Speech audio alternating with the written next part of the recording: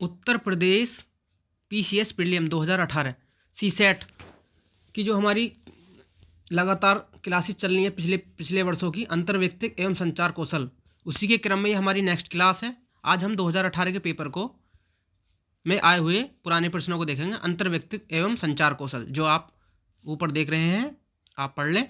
और अब हम पहला प्रश्न देखते हैं। निम्नलिखित में से कौन संप्रेषण यानी कम्युनिकेशन प्रक्रिया का अंग नहीं है? हाँ देखो, माध्यम, संचरण, सूचना, ये तो तीनों उसके हैं। जीवन, मूल्य एवं दृष्टि। इसका एक्सप्लेनेशन देखें, संप्रेषण से क्या क्या तात्पर्य है।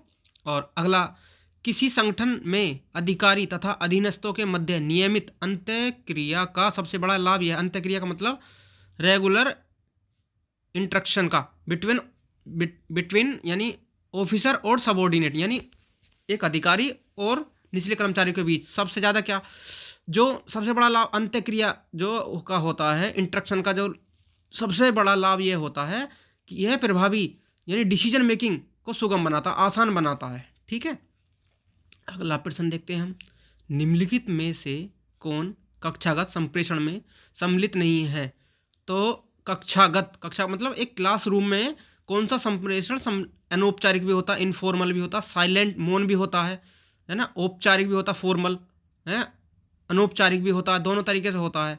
और लेकिन अप्रत्यक्ष इनडायरेक्ट नहीं होता इसमें, क्योंकि इनडायरेक्ट नहीं होता, जो भी होता है डायरेक्ट कम्युनिकेशन होता है। तो ये प्रश्न दो बार आया है, एक बार डायरेक्ट करके, एक बार इनडायरेक्ट करके, तो आप देख लेंगे। अच्छा, मैं एक बताना चाहूँगा कि मैं थोड़ा सा तेज़ बोलता हूँ। तेज़ इसलिए बोलता हूँ ताकि मेरी ये वीडियो लंबी ना हो, ताकि आप इसको रोक करके हर प्रश्न को देख सकते हैं। यहाँ हमारा मकसद एक्सप्लेनेशन करना नहीं है, सिर्फ पुराने पेपरों पर एक बार सरसरी निगाहों को देखना है। और इस क्रम में अगर परीक्षा के अंतिम दिनों में हो तो हमें समय बचाना होता है। और वैसे भी ये हमारा जो पेपर होता है क्वालिफाई नेचर का होता है, तो इसलिए हम इस पे ज़्यादा समय वेस्ट नहीं करेंगे। बस एक बार इन क्वेश्चनों को देख लेंगे तो 20 से 22 क्वेश्चन ये आते हैं, 8 से 10 क्वेश्चन आपको या 12 क्वेश्चन लगभग लग जाएंगे। और बाकी आप अगर थोड़ा सा सोच के आराम से इन्हें लगाएंगे तो आपके क्वेश्चन आसानी से हो जाएंगे। चलिए, बातें होगी। अगला क्वेश्चन, किस उद्देश्य हेतु वृत्ताकार यानी सर्कुलर संचार सर्वाधिक उपयुक्त है? हाँ, अच्छा प्रश्न है।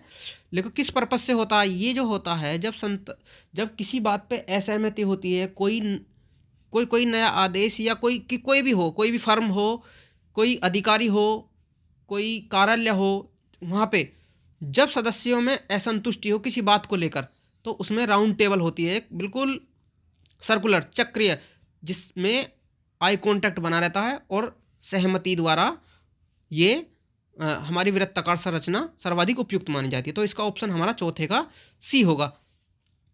अगला, सुनने को सर्वाधिक अच्छी तरह से परिभाषित किया जा सकता है। Listening can be best defined as, मतलब सुनने को सबसे, जो हम सुनते हैं इसका अर्थ निकालने में एक प्रक्रिया के रूप में, बिल्कुल अलग से अलग दिया हुआ है और बहुत आसान है। थोड़ा सा हर क्वेश्चन को पढ़ना है और बिल्कुल आसान क्वेश्चन है। बी इसका ऑप्शन है। इसका देखो, इसका जो वो है व्याख्या, वो पढ़े।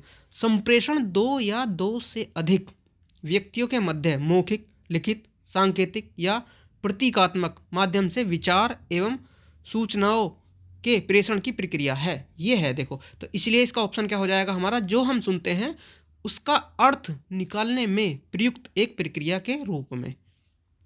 अगला प्रश्न नंबर 6, प्रतिक्रिया देने से आप क्या समझते हैं? प्रतिक्रिया का मतलब होगा रिस्पोंडिंग। हाँ, रिस्पोंडिंग, एक संदेश के प्रति अपनी समझ की पुष्टि करना।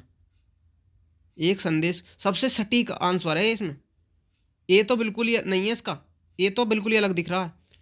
तो प्रतिपुष्टि यानी फीडबैक संप्रेषण का सबसे अंतिम चरण होता है। जो हम संप्रेषण के 6 चरण होते हैं उनमें से ये सबसे अंतिम चरण होता है। अगला देखो, ये फिर आ गया क्वेश्चन। हर साल अब से 2012 से लेके हमने अब तक क्वेश्चन करे हैं, तो ये किसी ना किसी रूप में थोड़ी भाषा बदल के ये क्वेश्चन देखने को मिल रहा है। निम्नलिखित में से कौन सा क्षैतिज हॉरिजॉन्टल संप्रेषण यानी इसका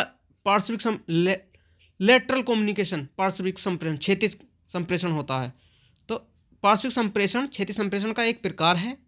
क्षैतिज संप्रेषण समान स्तर के अधिकारियों व कर्मचारियों के मध्य होने वाला, यानी कि जो बिल्कुल समानांतर अधिकारी होते हैं उनके अंदर होता है लेटरल कम्युनिकेशन, ठीक है।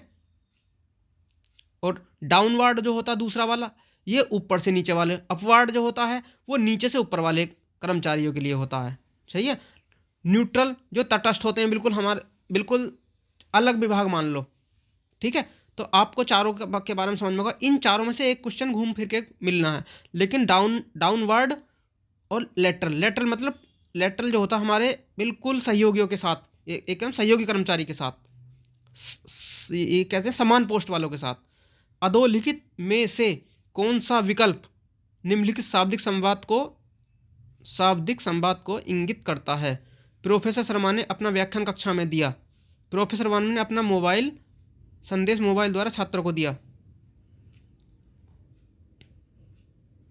शाब्दिक संवाद तो यही है, देखो ये तो संदेश मोबाइल द्वारा छात्रों को दिया, ये भी नहीं है शाब्दिक वाला। माँ का ध्यान अपनी ओर करने के लिए बच्चा रो रहा है, ये भी शाब्दिक नहीं है। दीपक ने छुट्टी के लिए आवेदन पत्र लिखा, देखो शाब्दिक यानी मुंह से जो व्याख्या करी जा रही है वो उसका ए सटीक आंसर है। बिल्कुल बहुत ही आसान प्रश्न है, आराम से एक एक ऑप्शन देखें। अब हम प्रश्न नंबर 9 पे, ये बहुत आता है भाई, हाव भाव ये बहुत सारे हैं। देखो काइनेसिक, प्रोक्सीमिक्स से, पैरालैंग्वेज से, अशाब्दिक व्यवहार से। तो हाव भाव संप्रेषण काइनिक्स है। देखो मैं कोशिश करूँगा ये, आप तो मैं पेपर हल कर रहा हूँ, जिस दिन लास्ट पेपर हल हो जाएगा तो मैंने इनके कुछ शॉर्ट नोट्स बनाए हैं, उनको एक पीडीएफ बनाकर मैं एक बार एक्सप्लेन जरूर करूँगा लास्ट में। तो आप अगर आपको ये पीडीएफ जो आए हुए अधिकतर क्वेश्चन हैं उनके आसपास के जो क्वेश्चन हैं, अगर आप चाहते हैं कि मैं उनको पीडीएफ सेंड करूँ तो आप कमेंट जरूर करें, तो मैं पीडीएफ में अगली क्लास बनाऊंगा अगर आप लोग कमेंट करते हैं तो, वरना बनाऊंगा तो मैं हुई। लेकिन फिर भी आप कमेंट करो तो मुझे अच्छा लगेगा कि हाँ किसी ने मुझसे मांगा है, तो मैं और अच्छे से काम करूंगा। निम्नलिखित में से कौन सा संप्रेषण का रूप नहीं है? संप्रेषण का मनोरंजक उपन्यास पढ़ना, यानी खुद से पढ़ना है तो ये तो कर दोगे। संप्रेषण अंतिम, देखो आ गया अंतिम क्या है। अभी हमने सबसे क्वेश्चन नंबर, देखो क्वेश्चन नंबर 6 में पढ़ा था, सबसे अंतिम चरण होता है प्रतिपुष्टि। और बिल्कुल दोनों क्वेश्चन 6ठा और 11वां बिल्कुल सेम क्वेश्चन है, 2 क्वेश्चन तो फ्री के हो गए। कभी कभी एक चीज़ और बता रहा हूँ, आप सब्जेक्ट वाइज गोले जब भरा करें तो गोले भरने में जल्दबाजी ना करें, कभी कभी एक जैसे क्वेश्चन हमें देखने को मिल जाते हैं।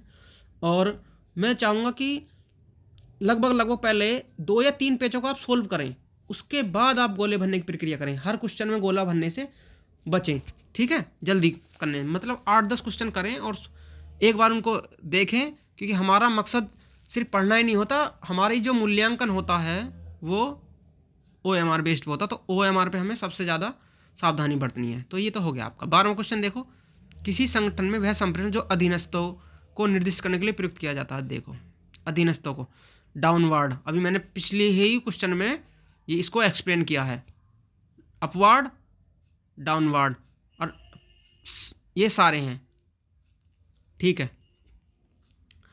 निम्नलिखित में से किसी कार्यालय में संप्रेषण की एक बाधा नहीं है, संप्रेषण में बाधा थोड़ी है, ये तो एक एक्टिव लिसनिंग एक माध्यम है उसका। निर्णय क्षमता, निम्नलिखित में कौन सी विशेषता सामाजिक रूप से वंचित व्यक्तियों के लिए उचित निर्णय लेने के लिए सर्वाधिक महत्वपूर्ण है? इम्पैथी होता है, इसको बिल्कुल मतलब उपयुक्त निर्णय लेने के लिए इम्पैथी होता है। ए ऑप्शन, परानुभूति बोलते हैं इसे। उच्च अनुरूपता समूह के लिए गए अतार्किक निर्णय कहलाते हैं समूह सोच, अतार्किक निर्णय समूह सोच कहलाते हैं। इसमें वैसे 2018 में सारे प्रश्न अच्छे आए हैं। और निर्णय लेने की कौन सी पद्धति सर्वाधिक उपयोगी है? क्वेश्चन नंबर 16, निष्क्रिय यानी पैसिव, एग्रेसिव आक्रामक, और क्या है हमारी, ये है एसर्टिव दृढ़ता परक, यही है इसका सी। तार्किक विश्लेषण, प्रेमचंद का प्रत्येक उपन्यास एक दिन में पढ़ा जा सकता है, इसलिए प्रेमचंद सभी उपन्यास एक दिन में पढ़े जा सकते हैं। संग्रह दोष है भाई इसमें, पता नहीं, देख लो आप अपना माइंड सेट लगा के। मुझे नहीं पता, मैं तो ऐसे क्वेश्चन छोड़ देता हूँ क्योंकि इनमें बहुत सोचना पड़ता है। क्योंकि नेगेटिव मार्किंग में मैं तो यही सलाह दूंगा कि आप ऐसे क्वेश्चनों से जिसका बिल्कुल सटीक आंसर पता नहीं है बचें, जिनमें हम इसमें क्या तर्क लगाएंगे, विग्रह है, संग्रह है, या तो इसका हमारे पास सग्रह दोष ऐसा दोष है जिसमें तर्क सदस्य से संपूर्ण और असंपूर्ण ओढ़ जाता है। अब पढ़ लेंगे इस व्याख्या को, पता चला थोड़ी देर बाद निकल जाएगी। क्योंकि हम अब अगला देखो, सफलता के लिए शिक्षा अनिवार्य है। सफलता के लिए शिक्षा अनिवार्य है। मैंने कहा था ऐसे प्रश्नों में आप क्यों की जोड़ दें, एक के बाद क्यों की जोड़ दें जब पूरा सेंटेंस पढ़ें। सफलता के लिए, और इसे लिख लें रफ कार्य पे, सफलता के लिए ऐसे 10 से 12 क्वेश्चन आते हैं दोनों में, यानी जनरल के पेपर में भी और इस वाले पेपर में भी। सफलता के लिए शिक्षा अनिवार्य है क्योंकि शिक्षा सफलता की कुंजी है। शिक्षा सफलता की कुंजी है भाई। इसके तो सही भी व्याख्या है लेकिन इन्होंने नहीं दे रखा है, क्योंकि शिक्षा सफलता की, बात तो दोनों सही है लेकिन शिक्षा ही सफलता की कुंजी नहीं है। इनका ये मानना है कि शिक्षा ही सफलता की कुंजी नहीं है, और भी बहुत सारी चीज़ें सफल होने के लिए। चलिए भाई, लोहा एक सस्ती धातु है, यह उदाहरण है आकस्मिक परिभाषा का। 20 कुर्सियों की पिछली टांग का हिस्सा एक सीट से विभाजन का उदाहरण है। ये तो भौतिक विभाजन होता, फिजिकल है ना। कोई इंजन का पहिया लगाना हो या कुछ भी हो। कुछ भाषाएं सीखने में कठिन होती हैं। संस्कृत एक भाषा है, अतएव संस्कृत सीखने में कठिन है। इसमें तर्क दोष है, अव्याप्त माध्यम पद,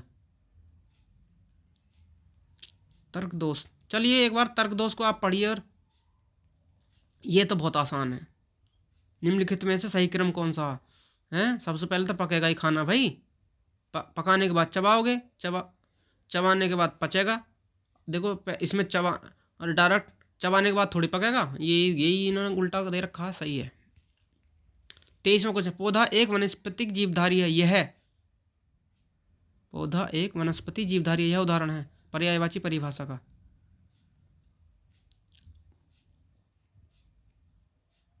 ये तो भाई तर्क वाले क्वेश्चन है। आगे, भारतीयों का अमीर गरीब बुद्धिमान तथा मंदबुद्धि विभाजन का उदाहरण है मिश्रित विभाजन। हाँ, ये क्वेश्चन अच्छा है। भारतीयों का अमीर गरीब बुद्धिमान तथा मंद बुद्धिमान में विभाजन, ये तो तार्किक नहीं होता का, भौतिक तो वो होगा, पहिया वैया टूट। आध्यात्मिक नहीं होगा, आध्यात्मिक तो सिर्फ एक ही वर्ग को वो करेगा, तो मिश्रित विभाजन हो गया।